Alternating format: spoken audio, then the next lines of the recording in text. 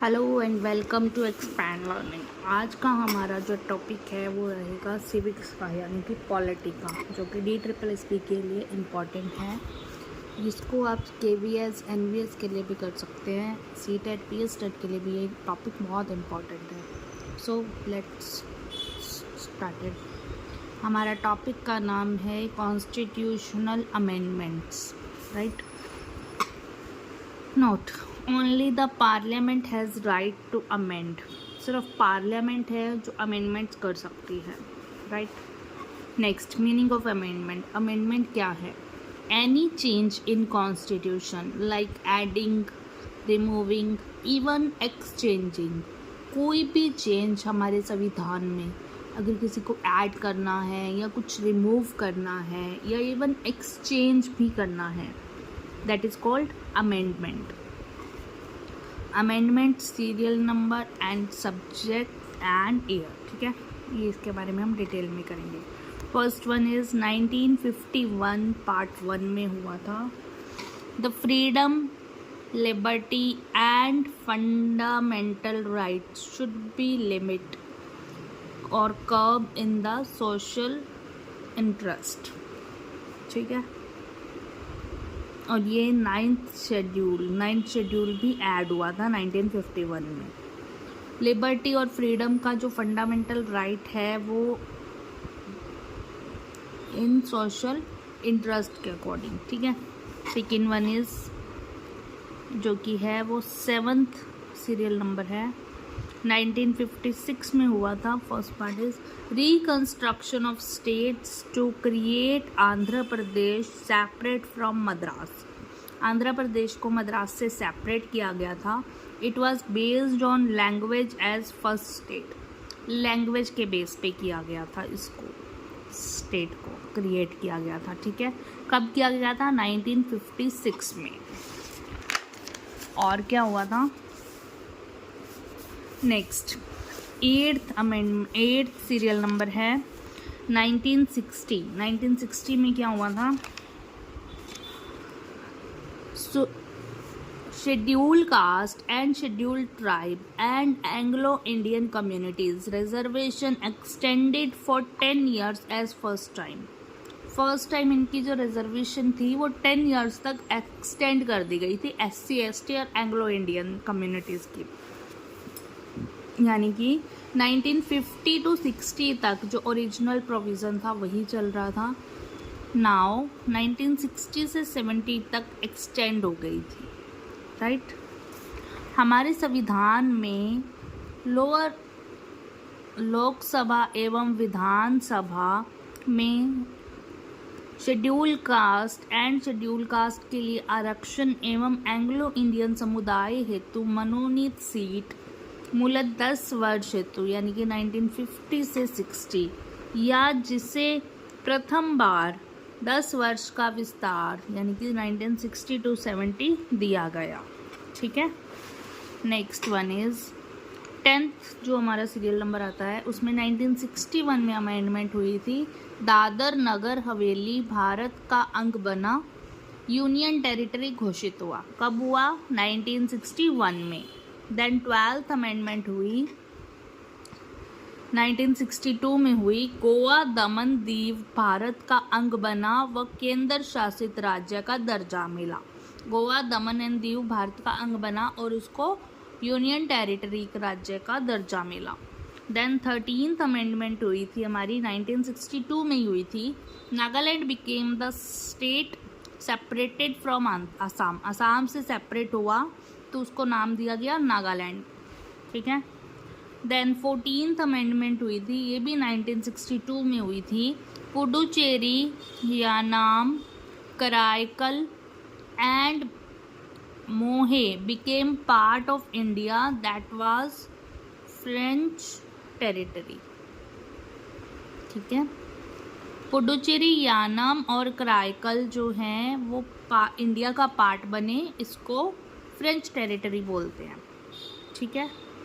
मोहे जो है वो केरला में है, यानाम आंध्र प्रदेश में, पुडुचेरी तमिलनाडु में, तमिलनाडु की कैपिटल बनी, और कराईकल भी तमिलनाडु में है। All 4 districts now of union territory Puducherry, ये चारों की चारों डिस्ट्रिक्ट्स अब यूनियन टेरिटरी पुडुचेरी के अंडर है, राइट। नाउ 21st जो अमेंडमेंट हुआ वो हुआ 1967 में। Now Sindh language added as 14th language in 8th schedule, जो सिंध लैंग्वेज है वो ऐड की गई as a 14th language. Then 26th हुई 1971 में। प्राइवेट पर्स नाउ एंडेड, राजा महाराजा को दी जाने वाली क्षतिपूर्ति जिसे निजी थैली यानी कि प्राइवेट पर्स कहते हैं वह बंद कर दिया गया, ठीक है। 1971 में प्राइवेट पर्स का अंत हो गया। देन 1973 29th अमेंडमेंट हुई। Lok Sabha seat increased to 545 from 525। 525 से लोकसभा की जो सीट्स हैं वो 545 हो गई। 35th अमेंडमेंट हुआ 1974 में। Now Sikkim come under protection और patronage of India become the part of India. Sikkim जो है वो प्रोटेक्शन और पैट्रोनेज ऑफ इंडिया के अंडर इंडिया का पार्ट बना। 1975 में 36th अमेंडमेंट हुई। Now Sikkim become integral part of India and established a 22nd state. पहले जो था सिक्किम इंडिया के अंदर आया protection and patronage of India के तहत, और 75 में सिक्किम को इंडिया का पार्ट बना दिया गया और एक अलग 22nd स्टेट के रूप में सामने आया, ठीक है। 42nd अमेंडमेंट हुई 1976 में। सो फार लार्जेस्ट अमेंडमेंट है ये। Most of the part effect हुए इससे। During Indira Gandhi prime ministership, Indira Gandhi जो उस टाइम पे प्राइम मिनिस्टर थी। ड्यूरिंग नेशनल इमरजेंसी, उस टाइम पे नेशनल इमरजेंसी लगी थी 1975 से 77 तक लगी थी। कंसीडर द मिनी कॉन्स्टिट्यूशन, इसको एक मिनी कॉन्स्टिट्यूशन के रूप में कंसीडर किया जाता है। किसको किया जाता है? 42nd अमेंडमेंट को। इसके अंदर क्या हुआ? 2 words added in the preamble, preamble में 2 वर्ड्स को ऐड किया गया, that is socialist and secularism. 1 word exchange और रिप्लेस, 1 वर्ड को एक्सचेंज और रिप्लेस किया गया, that is diversity replaced by integrity. जो डाइवर्सिटी थी उसको रिप्लेस किया गया इंटीग्रिटी के साथ। Next is Lok Sabha term extend की गई 1 ईयर मोर, नाउ 6 ईयर्स। पहले 5 साल की थी, अब 6 साल की होगी, 1 साल एक्सटेंड कर दी गई। देन फंडामेंटल ड्यूटीज ऐड की गई, 10 fundamental duties on recommendation of, किसकी रिकमेंडेशन पे की गई? जस्टिस स्वर्ण सिंह कमेटी के। किसके रिकमेंडेशन पे हुआ ये? जस्टिस स्वर्ण सिंह कमेटी के रिकमेंडेशन पे। Then next, the president of India liable to regards cabinets advice. जो प्रेसिडेंट ऑफ इंडिया है वो कैबिनेट की एडवाइस को ले सकता है, उसके लिए लायबल है। Amendment is not concern to court, amendments जो हैं वो कोर्ट में कंसर्न नहीं होंगी। Quorum system to start sitting of Lok Sabha upheld, के लिए कोरम सिस्टम शुरू किया गया। The president and vice president election dispute unhearable in the court. जो प्रेसिडेंट और वाइस प्रेसिडेंट के इलेक्शन का जो डिस्प्यूट है वो कोर्ट में नहीं जाएगा। देन नाउ 44th अमेंडमेंट हुई 1978 में। इसमें क्या क्या आया? ड्यूरिंग पीएम मोरारजी भाई देसाई रिजाइन, उनके टाइम में है। First time non Congress government during amendment, इस अमेंडमेंट के तहत नॉन कांग्रेस गवर्नमेंट चल रही थी, जनता पार्टी गवर्नमेंट थी उस टाइम पे। इसमें क्या हुआ? संपत्ति का मूल अधिकार, आर्टिकल 31 को मूल अधिकारों की श्रेणी से हटाकर एक सामान्य अधिकार बनाया। पहले संपत्ति का जो अधिकार था, राइट टू प्रॉपर्टी, वो हमारे फंडामेंटल राइट्स में था, बट इसको हटा दिया गया 301 के तहत और आर्टिकल 31 को हटा दिया गया। ठीक है। Then next second one is Lok Sabha term now reduced by 5 year. पहले 6 ईयर कर दी गई थी, अब उसको वापस 5 ईयर पे ले आए, ठीक है। देन 52nd अमेंडमेंट हुई 1985 में, 10th शेड्यूल ऐड हुआ, anti defamation act introduced to check floor transferring और हॉर्स ट्रेडिंग, ठीक है। ये कब हुआ? राजीव गांधी के टाइम पे, जिस टाइम पे राजीव गांधी प्राइम मिनिस्टर थे 1984 से 1989 तक 10th शेड्यूल को ऐड किया गया, ओके।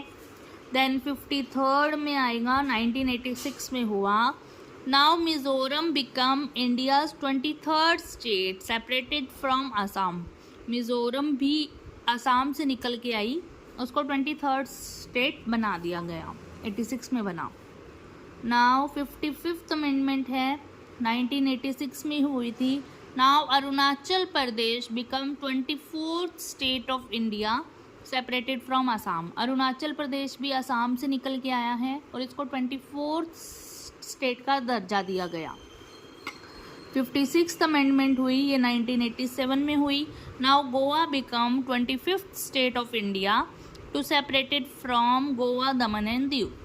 गोवा को 25th स्टेट बना दिया गया और ये गोवा दमन एंड दीव से सेपरेट हो गई। Daman and Diu remains as UT. Daman and Diu आज भी यूनियन टेरिटरी हैं, केंद्र शासित प्रदेश हैं। नाउ 61st अमेंडमेंट हुई 1989 में, उस टाइम पे राजीव गांधी पीएम थे। Now voting age reduce 18 from 21। पहले वोटिंग एज होती थी 21 ईयर्स, बट अब वोटिंग एज जो है वो 18 ईयर्स कर दी गई। कब करी? 1989 में। देन नेक्स्ट 65th अमेंडमेंट हुई 1990 में, SC and ST commission got constitutional status. SC and ST को कॉन्स्टिट्यूशनल स्टेटस मिला। नेक्स्ट 69th अमेंडमेंट हुई 1992 में, 239 आर्टिकल को ऐड किया गया। 239 आर्टिकल के अंदर क्या आता है? NCT दिल्ली नेशनल कैपिटल बनाई गई, टेरिटरी ऑफ दिल्ली। दिल्ली को नेशनल कैपिटल बना दिया गया। राष्ट्रीय राजधानी क्षेत्र दिल्ली नाम पड़ा, ठीक है। एवं 70 सदस्यों वाली एक विधान सभा का गठन तथा इसके 10% सदस्यों से एक मंत्री परिषद यानी कि 7 MLA का गठन हुआ, ठीक है। इधर 239 आर्टिकल ऐड हुआ 1992 में और दिल्ली को नेशनल कैपिटल का दर्जा दिया गया। 70th अमेंडमेंट है 1992 में ही हुई। The all MLAs of Delhi Vidhan Sabha यानी कि जो 70 MLAs हैं and all MLAs of Puducherry Vidhan Sabha जो 30 और +1 31 है, MLA become the part of electoral college of president of India, ठीक है। MLA जो है वो electoral college of president of India का पार्ट बना। 71st अमेंडमेंट हुई, ये भी 1992 में हुई। 3 more Indian languages maintain scheduled in 8th schedule to got constitutional state. 3 और इंडियन लैंग्वेजेस को शेड्यूल में ऐड किया गया। मूल सुधार, सिंधी भाषा एडेड एज 15th, सिंधी भाषा को 15th बनाया गया। 16th कोंकणी, गोवा एवं दीव का है। 17th मणिपुरी, मणिपुर में होती है। 18th Nepali, Sikkim, West Bengal, north and Uttarakhand में बोली जाती है। इनको दर्जा दिया गया, 3 लैंग्वेजेस को ऐड किया गया 8th शेड्यूल में। देन नेक्स्ट 73rd अमेंडमेंट हुई, ये भी 1992 में हुई। पंचायती राज व्यवस्था PRS गॉट कॉन्स्टिट्यूशनल स्टेटस। पंचायती राज व्यवस्था को भी, पंचायती राज सिस्टम, इसको भी कॉन्स्टिट्यूशन स्टेटस मिला। आर्टिकल 243A का Z पार्ट ऐड हुआ पंचायती राज सिस्टम से। For this purpose 11th schedule added, इस पर्पज़ के लिए 11th शेड्यूल को ऐड किया गया। नोट, संसद में 1992 में पारित किया इसको, परंतु पंचायती राज सिस्टम यानी कि विधायक बिल पर राष्ट्रपति ने 24 अप्रैल 1993 को हस्ताक्षर किए एवं मोहर लगाई, अर्थात PRS 24 अप्रैल 1993 को लागू हुआ। 24 अप्रैल पंचायती राज दिवस मनाया जाता है। प्रथम राज्य MP बना जो इस नए 4 राज व्यवस्था को 1994-95 में लागू किया। ठीक है, नेक्स्ट 74th अमेंडमेंट हुई 1992 में। इसमें क्या हुआ, शहरों में स्थानीय शासन व्यवस्था के रूप में नगर निगम व्यवस्था म्यूनिसिपल कॉरपोरेशन को संवैधानिकता प्रदान की गई। ठीक है, पहले PRS आ गया, अब म्यूनिसिपल कॉरपोरेशन यानी कि नगर निगम की स्थापना हुई। इस हेतु आर्टिकल 243 K2 जोड़े गए तथा 12वीं शेड्यूल भी ऐड की गई। इसमें नोट है, the parliament passed it in 1992 but the president signed and the stamped on 1 June 1993, so Municipal Corporation Act enacted since 1 June 1993। 1 जून 1993 से म्यूनिसिपल कॉरपोरेशन शुरू हुआ। 86 अमेंडमेंट है जो 2003 में आई। राइट टू एजुकेशन यानी कि शिक्षा पाने का अधिकार कानून पारित किया संसद ने, जो विधिवत 1 अप्रैल 2009 से लागू हुआ। आर्टिकल 21A में जोड़ा जा गया जो कहता है 6 से 14 साल के बच्चों को संघ एवं राज्य सरकार निःशुल्क एवं अनिवार्य प्राथमिक शिक्षा उपलब्ध कराएगी। आर्टिकल 21A क्या कहता है कि 6 to 14 years children should get free and compulsory education। Note, साथ साथ 11वां मूल कर्तव्य भी जोड़ा गया। इसके साथ ही 11वां मूल कर्तव्य भी जोड़ा गया। सभी माता पिता, अभिभावक तथा ट्रस्टी का यह कर्तव्य है कि अपने ऊपर आश्रित 6 से 14 साल के बच्चों को प्राथमिक शिक्षा उपलब्ध करवाएं। इम्पोर्टेंट हो गया उनको देना फ्री एंड कंपल्सरी एजुकेशन, मतलब शिक्षा का अधिकार 21A अब मूल अधिकार यानी कि फंडामेंटल राइट बन गया। ठीक है, 93rd अमेंडमेंट हुई 2005 में। अन्य पिछड़ा वर्ग यानी कि अदर बैकवर्ड क्लासेस को संघ एवं राज्य के द्वारा संचालित तथा संघ एवं राज्य ग्रांट उच्च शिक्षा आरक्षण का उच्च शिक्षा संस्थानों में प्रवेश हेतु 27% सीटों का आरक्षण का प्रावधान करता है। यानी कि 2005 में जो बैकवर्ड क्लासेस थी उनको 27% शिक्षा का आरक्षण यानी कि रिजर्व्ड मिलती है। 100th अमेंडमेंट आई 2015 में। भारत एवं बांग्लादेश के बीच सीमाई प्रदेशों में लैंड एनक्लेव का अदला बदली हुआ। The land border exchange agreement concerning article 2 के तहत इनका अदला बदली हुई। देन 101st आर्टिकल अमेंडमेंट है जो आया 2017 में। GST act passed and enforced on 1 जुलाई 2017 को GST एक्ट आया। Goods and service tax GST is a indirect tax है ये। Note, passed through special majority के अंडर GST को पास किया गया। 102nd अमेंडमेंट आई 2019 में आई। नाउ अदर बैकवर्ड कमीशन यानी कि OBC got constitutional status. OBC को भी कॉन्स्टिट्यूशनल स्टेटस मिला। 2019 में ही 103rd अमेंडमेंट आई। EWS को 10% reservation in the government employment union and state. जो EWS है यानी कि इकोनॉमिक वीकर सेक्शन, इनको भी 10% रिजर्वेशन यानी 10% का आरक्षण दिया गया। 104th अमेंडमेंट है जो 2020 में आई। SC एंड ST सीट जो schedule caste and schedule tribe की जो सीट है, रिजर्वेशन है, उनका आरक्षण है, वो एक्सटेंड कर दिया गया 10 ईयर्स टू फर्दर 10 ईयर्स के लिए एक्सटेंड कर दिया गया 2020 टू 2030 लोकसभा एंड विधानसभा में। ठीक है। नेक्स्ट 106th अमेंडमेंट आई 29 सितंबर 2023 को। इसमें क्या हुआ, लोकसभा तथा विधानसभाओं में कुल सीटों का 1/3 यानी कि 1/3 सीट महिलाओं हेतु आरक्षित किया गया है। यह आरक्षण के भीतर